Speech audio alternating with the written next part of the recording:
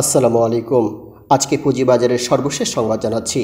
আজকে দিন শেষে পুঁজিবাজার উত্থান ঘটেছে ৭৩.৪৪ পয়েন্টে।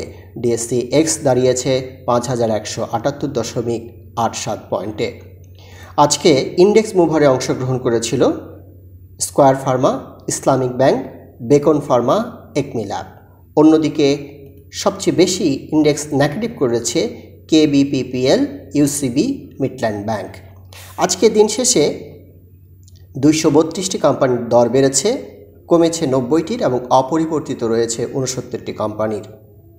দিন শেষে সর্বমোট লেনদেন হয়েছে ৩০৪ কোটি টাকার কিছু বেশি।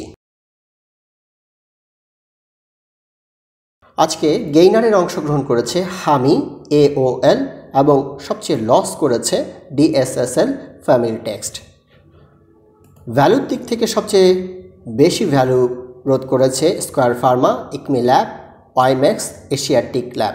অন্যদিকে সবচেয়ে বেশি ভলিউম করেছে NRB bank, DSSL, WiMAX, Intraco.